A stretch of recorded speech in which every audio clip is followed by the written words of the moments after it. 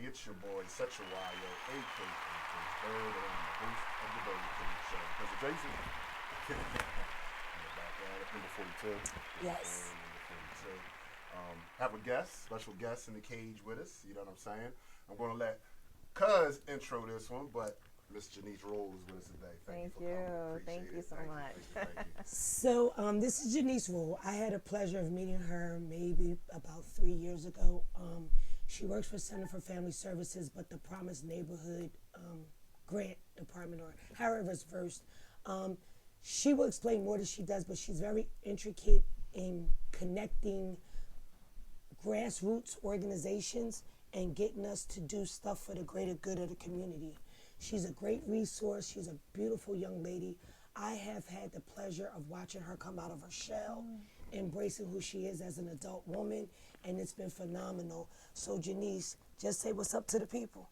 Hey everyone, thank you I'm so appreciative of today and the opportunity to be here. Thank you so much, and I'm so thankful to T Hall. She's been a fantastic person to cross paths with and a great person to connect with. She spoke all these positive things about me, but she really is someone who I admire and look up to. And it's one of the reasons I wore my hot sneakers today is because I wanted to be like T Hall. So you know, keeping it hot today. Definitely, that's what's up. And today's show, you know, we always talk about the village. Right. You know what I'm saying? We always talk about the village, and you know. And what the village comprises of. Like I was explaining to JENISE when I asked her to be on, it clicked in my head to have her to be on because Center for Family Service, as well as the Promised Neighborhood, has a lot of resources for people in the community. So when we're out here speaking about our athletes, we also want to make sure we can give our parents and our grandparents who are with our athletes the resources and the understanding of what's available for them and their children as they're, navigating them through life's challenges. So that's why we had JENISE on today. Definitely. And before we get into it, won't you just tell our viewers that might not know who you are, just a little bit about yourself? You know? Sure. So my name is JENISE ROLLE, and I'm a Camden resident from East Camden my whole entire life. I've been actually at Center for Family Services for the past 8 years. This is year 8. And I work underneath the Camden Promised Neighborhood Initiative. And so my primary role is the community outreach organizer. I build relationships, foster relationships, ensure that community involvement is at the core of what we do. Oftentimes, particularly working inside of inner cities, community voice is left out. And so my primary role is to make sure that voice is brought into the table when decisions are being made. Gotcha. Nice.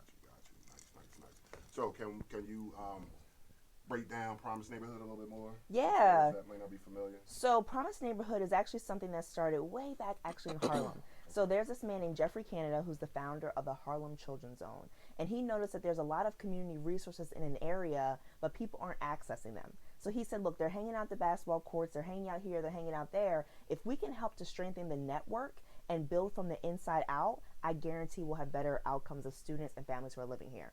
So he was a data person. He believed in numbers and data. And so he's like, listen, I want to be able to showcase that if we saturate a section of the neighborhood with resources, more kids will go to college, more kids will get better jobs, and families will have better outcomes. And so because his model was so successful in Harlem, other cities across the country implemented it. There's Promised Neighborhoods in Los Angeles. You have one inside of North Jersey, and they're in a couple other cities across the country, but to model what he did. But my question for you, are they just in urban cities, urban communities? I'm sorry, is Promised Neighborhood just in urban communities? Yes. Or is it okay? Yes. Right. Nice. Now, do you partner with other grassroots organizations? Absolutely. So partnership is at the core of what we do, right? Because no one person can do anything by themselves. So our number one thing is collaborate, and I think the third thing is collaborate. All we do is partner and collaborate. That was a good one. So just about partnering with organizations. So we, a while back, about 9 months ago, did Not in Our Parks, and that was an initiative where we wanted to turn over 7th and Clinton. That was a park that had been infested with drug use, and we wanted to bring the park back to the community. So once we called on JENISE, when we had our meeting about planning on what we wanted to do with this park, JENISE jumped right in and was like, listen, we have funding. And see, a lot of times in the city, a lot of initiatives fall short because of funds. In our community, a lot of people have great ideas, but they don't know where to get the funds, because without money you can't run anything. Right. You know, you can't have a decent program without money. So thankful that we've met Jenise, and Center for Family Services has money. So, you know, but you won't know unless you know. So now we know Jenise. We know sometimes when there's a need for good programming that could be successful but has economically and financially slightly fallen short, we always have Jenise that we can, you know, kind of fall on. She was real instrumental with bringing us some things for the Not Parks. And they're currently trying to help out with the tennis program. Okay. Hopefully we could take the girls' tennis program to another level.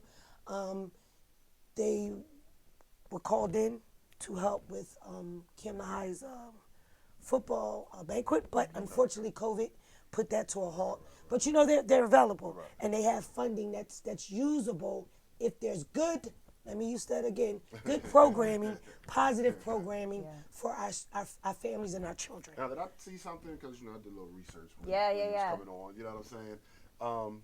Y'all had some virtual Zoom something beginning of the month? Yes, so saw your picture on there. Jenise has found it in her spirit to believe in my cause for mindfulness, for self-care, for de-stressing, and for understanding the severity of us recognizing our mental health, especially as women. So Jenise has gotten me involved in several workshops. That was my third one. Yeah. My very first one was a national one through Promise Neighborhood. Yeah. She linked me with someone, and she got daylight on that scale nationally. Then we did a 3-week workshop for women, a women workshop that was really successful last year. She's really been pulling things virtually out during COVID. And then this Wednesday just passed, we had another de-stressing workshop. It wasn't as successful as we would have liked it to have been. We think it had been a lot to do with marketing, so we're probably going to run it back again. I owe her that, and I owe the women that, because it's just an opportunity for her and I to just let women and people understand the seriousness of our mental health state. And Jenise has started her own live. Let's talk about that for a little bit. Yeah, that's fine. And I did actually want to backtrack real quick, because Tracy has been really pivotal, especially inside of our virtual space. You know what I mean? She has hosted a few workshops, and one thing with being the community organizer is I want to ensure that stuff is community driven, right? So the vendors that we bring in for events, the people who we're using to lead things, I want them to be from the community. And then one thing too is sometimes members in the community, I know that our grant has an end date on it, right? But there are people who are going to be still inside of Kansas City doing this work. How can we empower them to be able to get their backpack fatter, right? To be able to improve the tools that they have so they can navigate and do what they have to do. But one thing, yes, Tracy, is I would say speaking about mental health has definitely jumped to one of the top of my priority list. It's not that it wasn't something that was critical before, but last year, you know, I had experienced some, frankly, traumatic losses. And one thing that I'm learning is that grief is not just when someone passes on, right? Grief is sometimes when we expect things to happen, they don't happen, so you have to grieve what you were expecting, and the reality kind of said, time to bury that. And so I went through a serious depression last year. I felt like I was in a fog all last year. I remembered very little of what happened, and I said, I cannot be the only person who's struggling with this. As I began to talk a little bit more about my story and what I was going through, so many other women were talking about how they struggled and how they felt this way. And I said, oh my goodness, we need to create more safe spaces, more vulnerability, and have people communicate more about how they're really feeling, how they're navigating out of this, and to be able to showcase you're not crazy. Gotcha. Oh, that's big. I mean, that's needed, though. You know what I'm saying? I mean, we talk about it a lot, especially because, you know, that's one of your things that you're expert in, you know what I'm saying? But it's definitely needed, though. I mean, it's definitely needed across the board. So I think you said you've been working for the Center for Family Services for 8 years. Yep. How is that?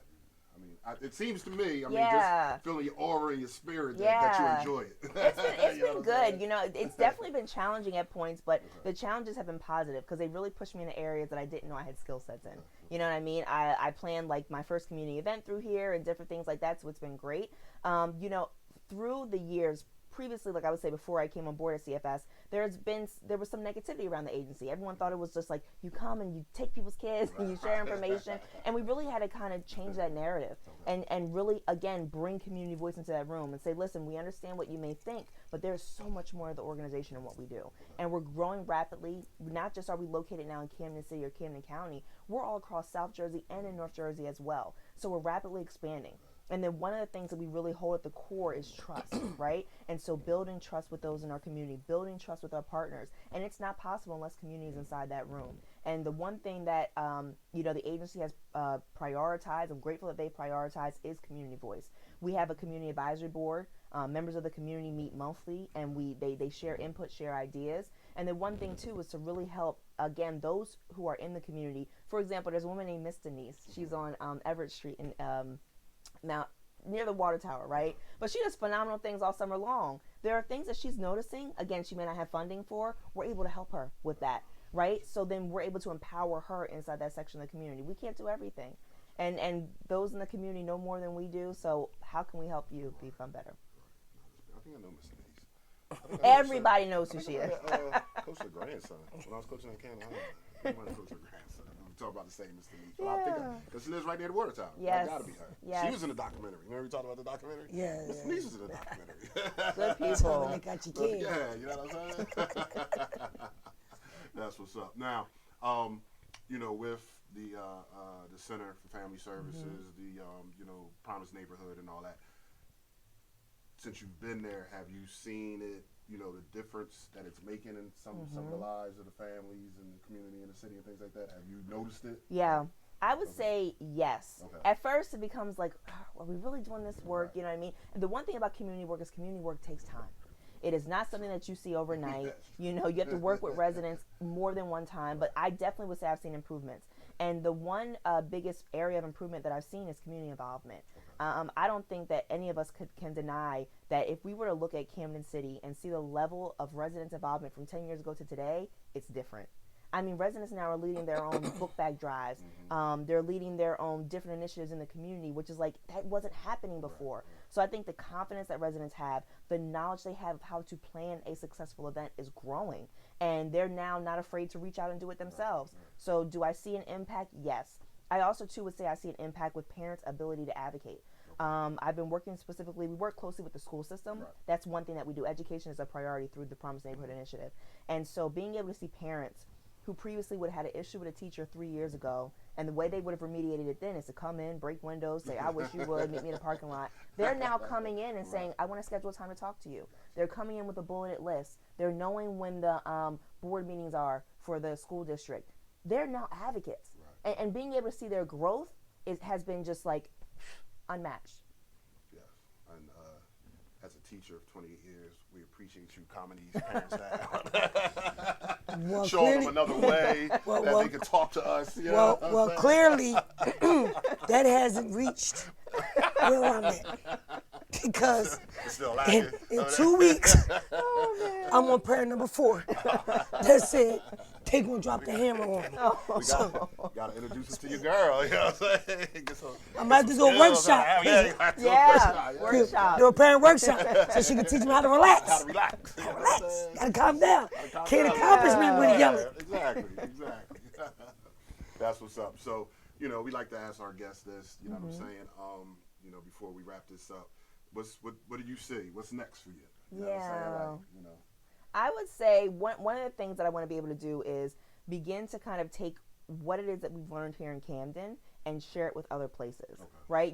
I've been actually in communication now with some groups over in Philadelphia. They're having a really big issue. Obviously, it's no secret with the violence that's over in Philadelphia. So kind of reaching out, going over the bridge and sharing what it is that we've done in our city and how it is that some of those techniques can be implemented in other places. So, and I definitely will say again, I know there was national coverage with the, Camden County Police Department and what they've done, but our community work is also being recognized with what happened, not in our parks. I actually spoke about that in a national publication that got released, I think, in October. So being able to kind of talk about, again, how community is building and getting better together, it's definitely something I want to be able to take on the road. That's what's up. I definitely commend you, Thank you. on the job that you're doing so far. You know what I'm saying? This was hopefully my parents, I hope you're listening. A lot of information. Before I let you give some shout outs if you want to, Yeah. can you just let our viewers know where they can find you and, you know what I'm saying, your tags and all that type of stuff? Yes. So we are on social media. So you can go on our Instagram or Facebook page. It's Camden Promise Neighborhood. And then our main website is centerffs.org. You'll be able to find a list of our over 90 programs at this point on that website page. When you follow our Facebook or Instagram at Camden Promise Neighborhood, you'll get live updates of what we're doing. You'll find out about our workshops that we have going on. You'll also be able to find out in real time what events we have and also different ways that you can get involved. So one thing, can you give your personal tag? Because I know you go live and you do some very, some things and some not workshops, but your own personal narratives that can be very helpful and soothing during some people's tough times. So can you give your personal tag? I can. So I would just, my hashtag is Deeperinto Awesomeness. It's changing. We're in the middle of restructuring right now. So the name is going to switch. But if you hashtag Deeperinto Awesomeness, you'll be able to link into me either on Facebook or Instagram. Punch in the hashtag. You'll be able to send me a request, follow, and then be updated again on what we're doing. And the website is also deeperintoawesomeness.com. That's a blog website that I have to update it. But again, this stuff is all in the works because I think when you know you're in a funk or you haven't prioritized it, you haven't worked on it, right? But that's one thing now that, again, just knowing how many people need that help. Hashtag Deeperintoawesomeness is the best way to connect. That's what's up. Definitely what's up. Before we get out of here, you got any shout outs, anything? I just want to say thank you to you, thank you to T Hall. I want to really to give a shout out. There's so many people in the community doing great things, but I think about like Nam who like charged. Every time I think of Nam in person, I just see his face because really it's having someone in a room who's able to bring people together. Like there are people who sit at a table who may not be able to stand each other, but because of who's standing in the middle, you're like, listen, I'm willing to put down certain stuff because of that. So definitely a shout out to him and just again everyone who's inside of Camden City. And I will say every person who's making any sort of an influence. There's nothing too big or nothing too small. It doesn't take a video with 100 views. It's a simple sweeping your steps every day could make the person across the street say, let me pick up that Doritos bag. Let me stop acting like this. You know what I mean? So that, yes. That's what's up. That's what's up. And again, thank you for hopping on, sliding Thank the you. cage with us. You know what I'm saying? Thank What you. you got, cuz? So we get out of here. So I'm going to take up some time with my shout out. Okay. Okay. First and foremost, You're loud. You're the once again, we're faced with a situation, even though it's not here in our area, the Stanford soccer goalie, her death was ruled a suicide. Also, too, we've had another young man. We're unsure of the cause of his death, but it may also be suicide as well, and he's close to home. When are we, as parents of athletes, as mentors of athletes, as coaches, are going to start having the necessary conversation about the mental health of our stars and our non-stars and our athletes? This is a serious situation that's going on throughout our country. Our young people are feeling the pressure of what happens when the ball stops, when the field gets small, when life starts to change, and when I'm starting to feel the pressure of it's either win or go home.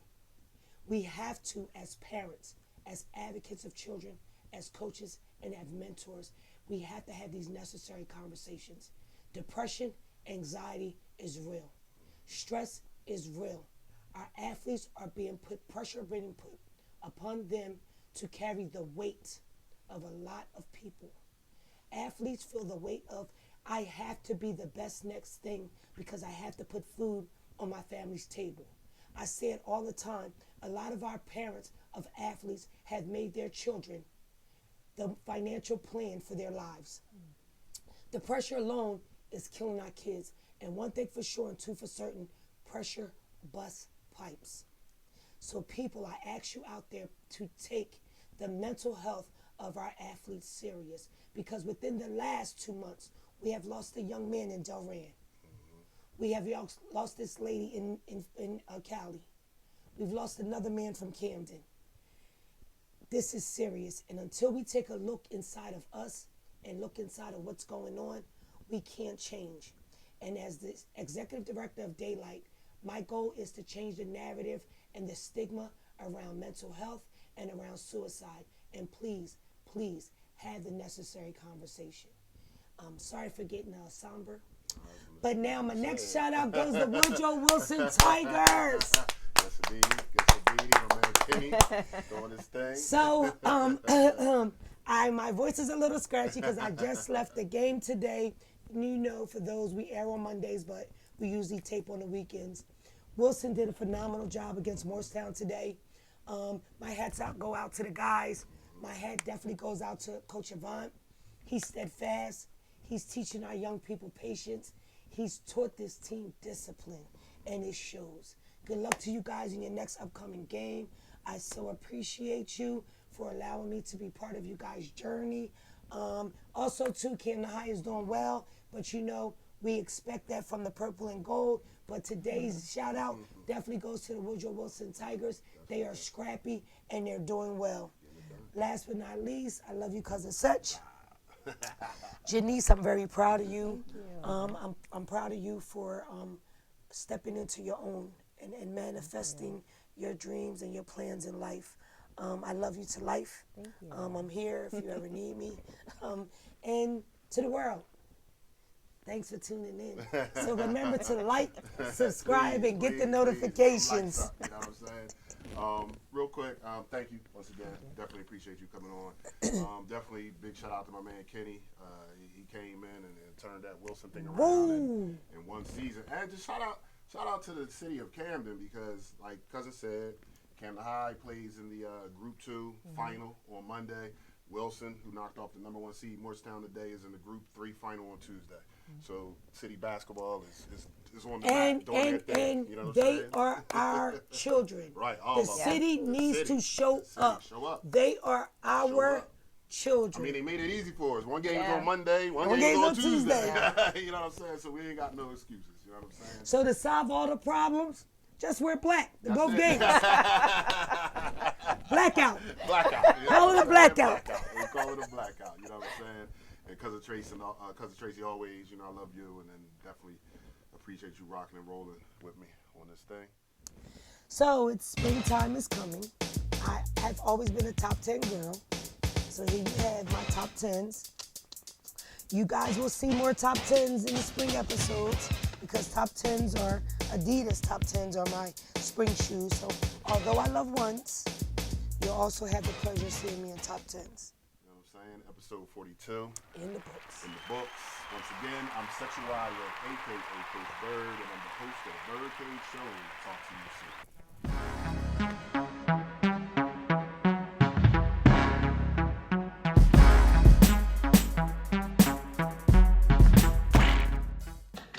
It was a stone groove, my man.